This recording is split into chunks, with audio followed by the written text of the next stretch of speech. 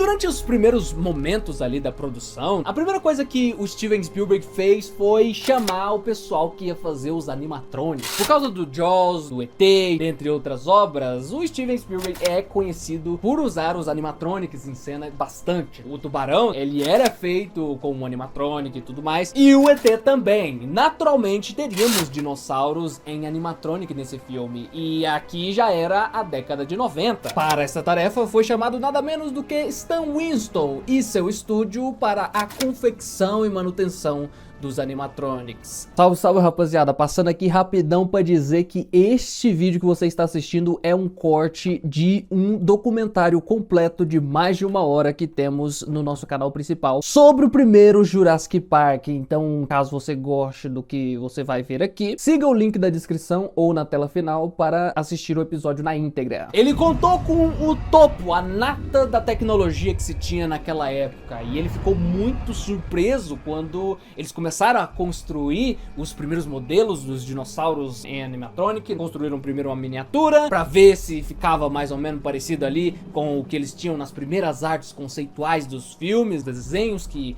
os artistas conceituais fizeram. Daí depois construíram a versão média e depois o grandão que ia aparecer no filme. E o T-Rex ficou magnífico. O Spielberg falava muito que ele ficava surpreso com quanto o bicho conseguia se mover como um animal de verdade, sabe? Era algo surpreendente pra época e é muito bom até hoje. A maneira com que ele se move, mesmo grande e gigantesco, ele se move de maneira ágil, de maneira rápida. Ele consegue agir como um animal agiria. E não é só o T-Rex que rouba a cena, né, na questão dos animatronics nesse filme. A gente tem diversos outros que aparecem, né? Acho que praticamente todos os dinossauros, tirando o Galimimo, tem suas versões em animatronic no filme. E é incrível, porque é esse momento onde você consegue ter os atores de fato interagindo, tocando em algo real na cena e reagindo a algo real na cena. Os atores falavam que era muito difícil, principalmente na época onde não se tinha costume de interagir com coisa 3D na tela, com coisas que não estavam ali de verdade. Era muito difícil atuar, sabe? Porque eles viam um X gigante lá no céu e falavam, isso aqui é um dinossauro, reaja a isso aqui. Não tinha nada no bagulho, você tinha que reagir ao negócio. Isso era muito difícil, principalmente na época.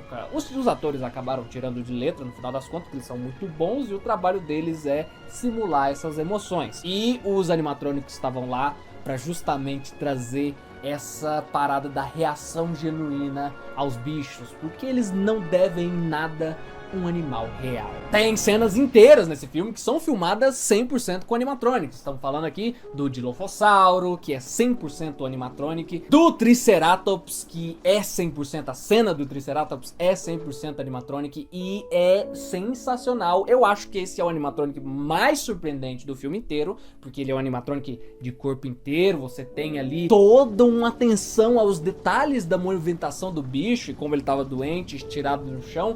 Eles conseguiam trazer uma movimentação muito perfeita para ele e o bicho é real, a textura da pele é um nível de detalhes. Eles ainda fizeram questão de sujar o bicho, né? A saliva dele, os olhos saindo secreções, o nariz, a respiração, as narinas se mexendo. E essa foi uma das primeiras cenas que eles gravaram quando eles foram lá pro Havaí. Uma das primeiras cenas em locação que eles gravaram. Que é justamente porque eles sabiam que esse dinossauro tava muito surpreendente e eles queriam que os atores tivessem uma baita primeira impressão, sabe? Que eles tivessem ali um verdadeiro choque, reagissem de fato com fascínio àquilo ali. E aquilo ali, meus jovens, é surpreendente e raro de se ver no cinema até hoje. É incrível o que fizeram ali. Eu acho que aquele animatronic do Triceratops naquele filme é o animatronic mais realista que eu já vi. É claro que o Jurassic Park e a franquia Jurassic como um todo iria surpreender cada vez mais com os animatronics e tudo mais. Temos diversos exemplos aí da franquia de animatronics e momentos que os animatronics simplesmente ficam perfeitos demais pra serem falsos, sabe? É que nem a gente tava falando enquanto a gente assistia filme em live, que um mano falou na live, no chat, enquanto a gente tava assistindo, que se esse dinossauro não é real, eu sou uma mesa. O bagulho é muito realista. É muito realista. Mas o Stan Winston, ele e a sua grande equipe, por mais que eles entregavam grandes resultados e entregaram de fato, ainda não era toda a experiência que o Steven Spielberg queria entregar com esse filme. Ele queria trazer realidade, ele queria surpreender de fato. E quanto às cenas em que os dinossauros corriam, e quanto às cenas que mostravam eles de corpo inteiro, correndo por aí, sabe? Eles tinham que correr, eles eram dinossauros, eles têm que aparecer vivendo a vida deles, certo? Pra essas cenas, iriam usar outra técnica. E na época, meus amigos, na época não tinha o 3D como tem hoje não, que todo filme você resolve com 3D. Na época o 3D tava engateando, você tinha pouquíssimos filmes que usava 3D, e era sempre uma coisinha muito simples aqui e ali. E chamaram o Phil Tippett para fazer essa questão dos movimentos dos dinossauros em tela, mas eles iriam fazer, num primeiro momento, com stop motion, né? Aquela técnica mesmo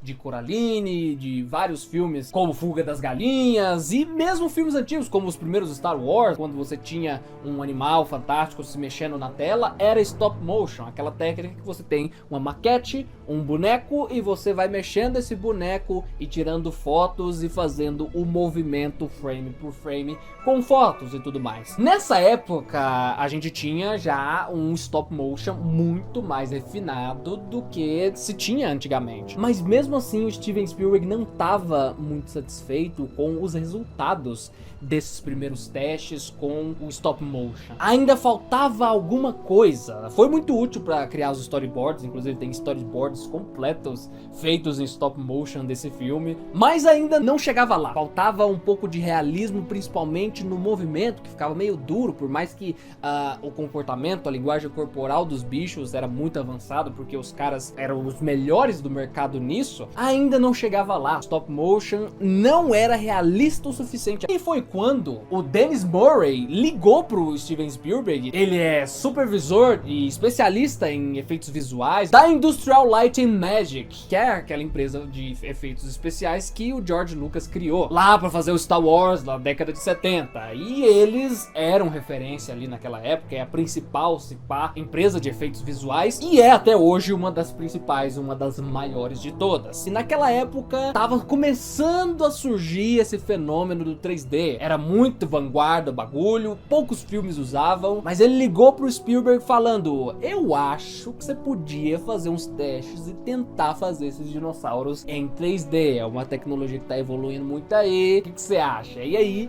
eles fizeram uns testes a respeito desse negócio do 3D, né? Usando o 3D pra ver como que iria funcionar esse negócio. O primeiro teste foi o teste do esqueleto de um Gallimimus correndo num fundo preto, só pra eles testarem como ficaria a movimentação, e ficou surpreendente. Era exatamente o tipo de movimento fluido que o Steven Spielberg queria, e isso surpreendeu todo mundo, não só ele. Daí ele pediu um teste novo, e aí eles colocaram um bando de Gallimimus correndo juntos ao mesmo tempo numa foto estática do Havaí e tudo mais, que era onde eles iriam gravar o filme. Depois eles fizeram um T-Rex, meu amigo, super bem feito, super detalhado, e aquilo deixou todo mundo em choque, meus amigos. É chamado, dentre eles ali do elenco, como a Segunda-feira Sombria, que foi quando eles do nada descobriram que o stop motion não seria utilizado no filme, sim uma tecnologia nova que veio para extinguir os profissionais de stop motion e tudo mais. É bem parecido com o dilema que a gente vive hoje, com a IA chegando aí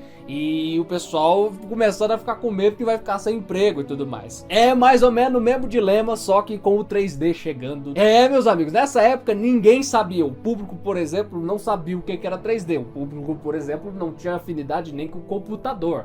Nem mesmo os profissionais do filme, por exemplo, o pessoal de stop motion, quando viu esse negócio do 3D, eles ficaram abismados, sabe? Eles nem entendiam o que era um computador direito, e ali tinha o cara produzindo um dinossauro na tela. Inclusive tem uma fala do filme que é em homenagem a tudo isso que aconteceu durante a produção, naquele momento em que eles...